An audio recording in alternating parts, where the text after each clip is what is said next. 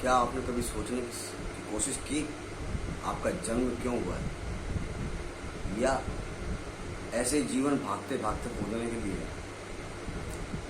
या सोचने की समझने की कोशिश नहीं करेंगे और भागते रहेंगे?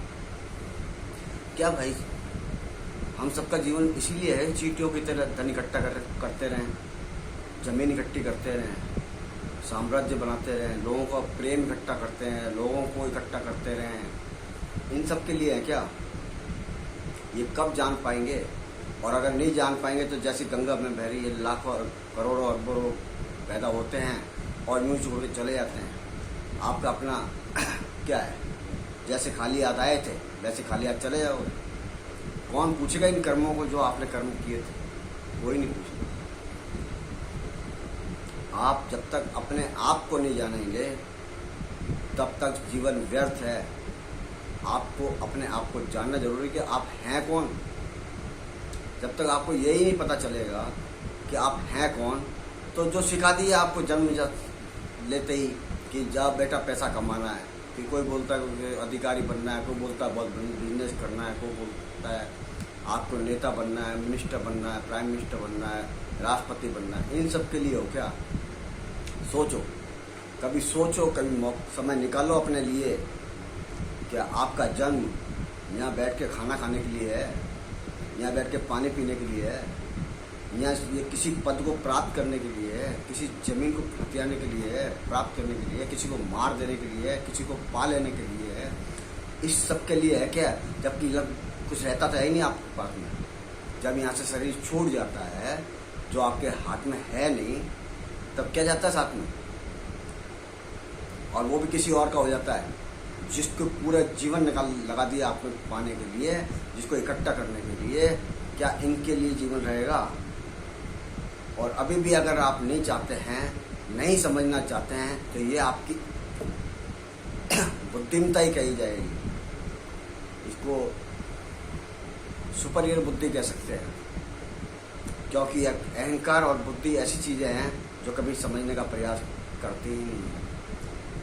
हमारा जीवन किस लिए था, किस लिए है, किस लिए रहेगा, हम कौन हैं, इन सब की चीज़ों के लिए अगर नहीं जाना तो इस भारतवर्ष की जो पावन धरती है, इस पर जन्म लेना हमारा व्यर्थ हो गया। किसी काम का नहीं है। कमाने को तो बहुत लोग कमा रहे हैं, अलग अलग तरह का साधन जुटा रहे हैं, इकट्ठा कर रहे हैं, पहाड़ बना रहे हैं। वो किसी काम का नहीं है कि सांस किस क्षण बंद हो जाएगी। अभी भी वक्त है, जान लो। और सिर्फ एक ही साधन है, एक ही तरीका है, स्वयं का ध्यान करो, अपना ध्यान करो, अपने को प्राप्त करो, अपने इष्ट को पहचानो, अपनी आत्मा को पहचानो, अपनी आत्मा की पूजा करो। तब उसकी कृपा होगी, तब वो आपको अपना परिचय बताए, आप जान पाएंगे। और जब आप जान पाएंगे तो ये सब कुछ करने की जरूरत ही नहीं पड़ेगी आपको। तब आपको समझ में आएगा कि ये सब की जरूरत ही नहीं है। कृष्ण जी से सीखिए। कृष्ण जी ने कभी कुछ पाने की कोशिश नहीं करी, स्वतः जो बनता चला गया चला गया। रामचंद्र जी को देखिए, जो कुछ भी पाने की कोशिश नहीं करी, जो बनता चले गया चले गया। हनुमान जी को देखिए, जो कुछ बनता चले गया चला गया। कोई प्रयास कुछ नहीं किया गया कहीं भी, सिर्फ सबने अपने को पाने की, और जिन्होंने अपने को पा लिया उसमें स्थापित रहने की, बने रहने की कोशिश अवश्य।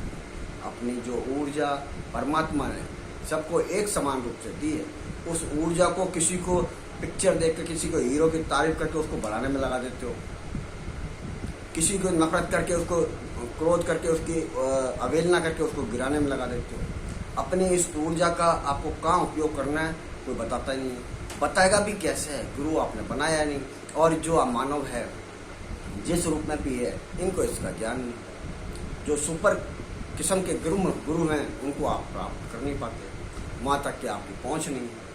तो जाए आप इस वीडियो के द्वारा ये समझ लो कि आपको आपकी ऊर्जा को संभाल के रखना है, उसको उन्नत करना है। जैसे घर में किसी मार्केट से, नर्सरी से पौधा ले आते हैं और उसको पाल पोस के बड़ा करके वृक्ष बनाते हैं, ऐसे ही अपनी ऊर्जा है, उस ऊर्जा को उन्नत करना है। और एक ही साधन है, मात्र केवल मेडिटेशन, मेडिटेशन, मेडिटेशन। धन्यवाद।